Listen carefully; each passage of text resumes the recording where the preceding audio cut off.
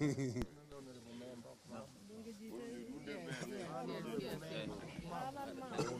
sir. Good morning.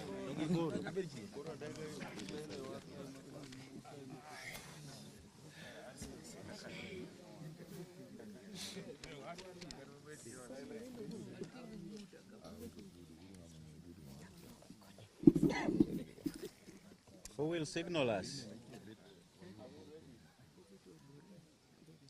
Director Italy will just coordinate. Yeah.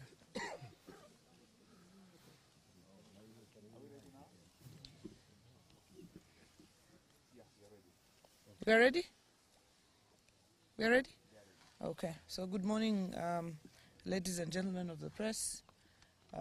With me here are leaders of the Orange Democratic Movement. We have our MP for Mathare, Honorable Loch. We have our MP for Nyando, Honorable Jared Okelo. We have the Speaker of the County Assembly of Kisumu, the leadership of the County Assembly of the Kisumu, Majority Leader and the Whip, several members of the county assemblies, party officials from across the counties. And I also have apologies of Professor Peter Nyang'nyong, Governor of Kisumu, who is currently in Nairobi on a different assignment. And we'd like to make a statement on yesterday's very callous remarks by Governor of Nyeri, Mutahi Kahiga. We are still in very, very deep mourning of our leader, Right Honorable Raila Odinga, and we have been forced out of mourning to come and address this matter. So yesterday's remarks by Governor of Nyeri County, Dr. Mutahi Kahiga, at a funeral in Kieni constituency in his county, appearing to celebrate the death of our party leader, the late Right Honorable Raila Odinga, are not only nefarious, but unbelievable and utterly despicable from a man calling himself a leader. The late Raila Odinga put his life in the line to fight for the freedoms that Kenyans enjoy today, spending nights in detention, to be among the gallant sons and daughters of the soil who championed the second liberation of our country and the selfless sacrifice for our nation is a clear indicator that he had the country's interests at heart. During his time, the late Odinga believed in a Kenya where everyone enjoyed the freedom of speech and democracy and fought for stronger devolution, equity and equality for all, regardless of where you come from, and a united Kenya. For someone of Governor Kahiga's caliber, who's a beneficiary of Raila's sweat, scars and tears, to make such derogatory remarks of a man who spent most of his life fighting for change in this country is disgraceful and shameful.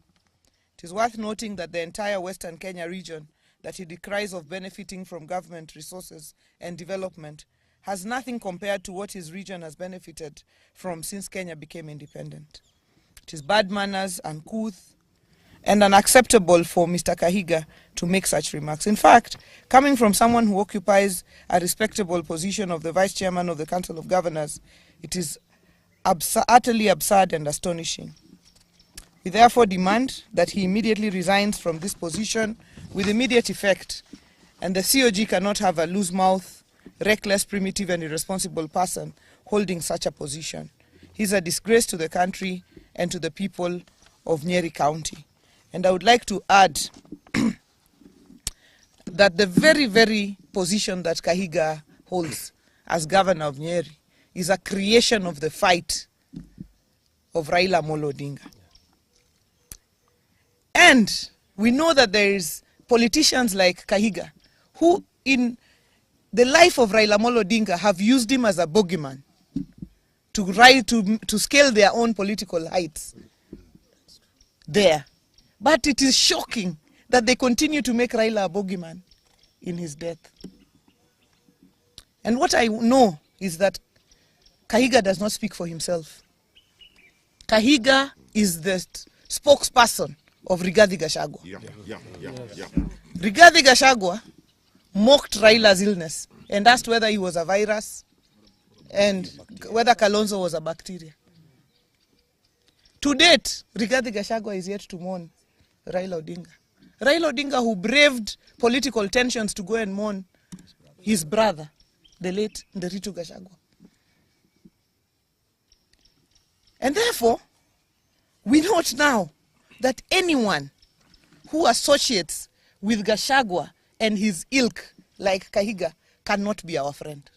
The line is drawn. Yes. Any person who associates with Gachagua, Kahiga, they cannot be our friends. Yes. Whether they are in our party or outside our party. Yes. Kahiga has drawn the line. Yes. To mock, he has crossed the Rubicon. We have crossed that line now. To mock Raila Odinga in his death, to mock him in his life, we could respond. But to mock him in his death, no. Any person who associates with Gachagua, with Kahiga, with that lot, can never, ever be our friend. Because the principle is, the enemy, the friend of your enemy is your enemy. This morning at 9 o'clock, we have a meeting of the Council of Governors. And I, as the chairperson of the party, will be moving a motion to remove Kahiga as the vice chairman of the Council of Governors. Yeah. He can lead in his village, but he cannot lead us at a national level. That's true. I want to ask my colleagues, Anthony and Jared, and the leadership of the Assembly, if they have something to add.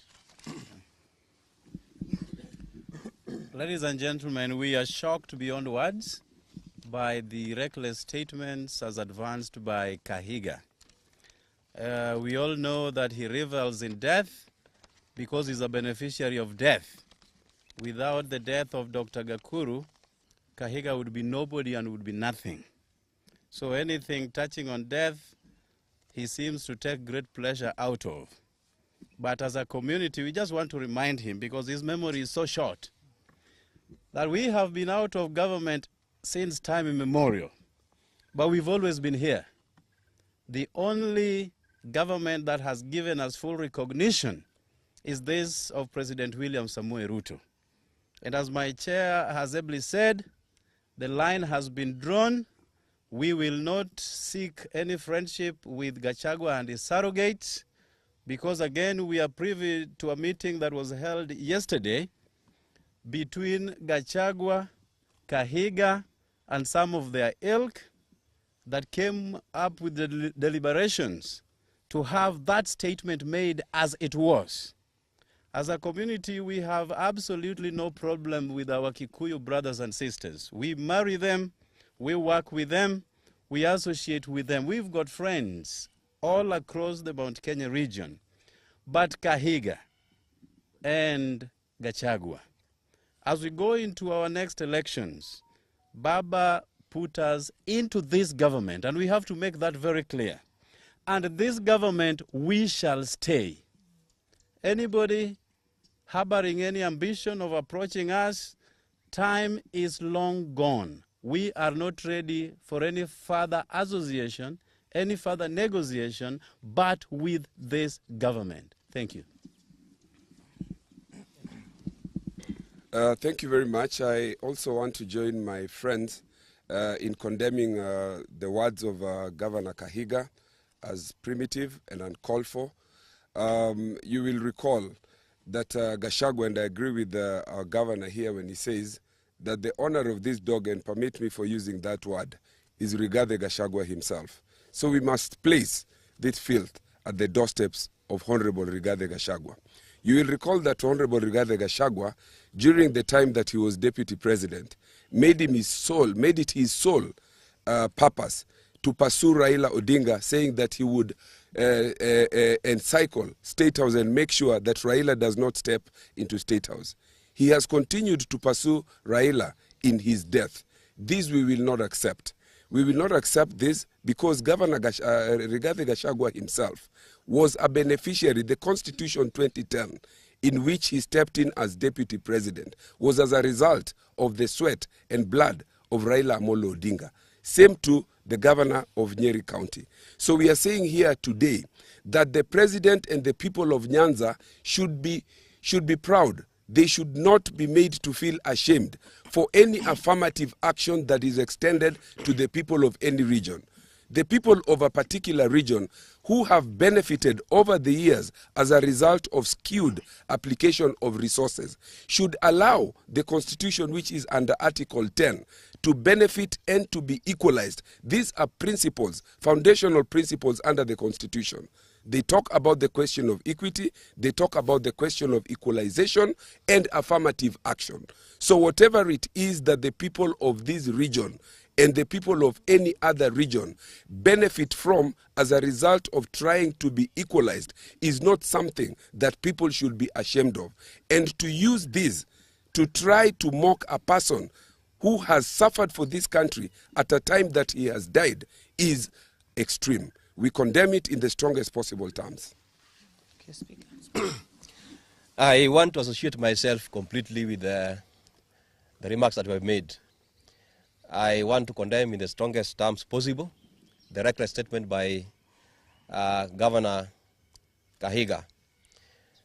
And I want to say that not even the words alone, but the people who are supporting Kahiga and his team, clapping and cheering on his statements, that is very reckless. I want to say that I want to associate this one to somebody who talked about a farmer who died, and the baboons and the monkeys were clapping and cheering that finally the person who had been chasing us away from the farm is dead. Please, watch your statements.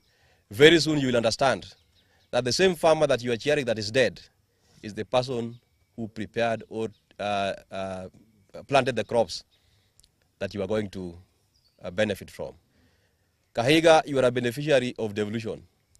And not a single Kenyan do not understand that the pioneer of devolution is Raila Odinga. So you should be the last person to be happy or to cheer when we have lost Raila Odinga, who is the father of devolution.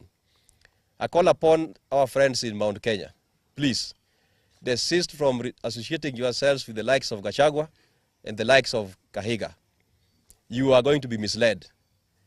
You are going to be misled, and I want to stand with our chairperson that we call upon the Council of Governors that please support that motion. Support that motion. We do not want Kahiga to be the deputy vice chair of the Council of Governors. You cannot be misleading the country and still you purport to be leading us in the Council of Governors. Thank you. Thank you. Majority leader?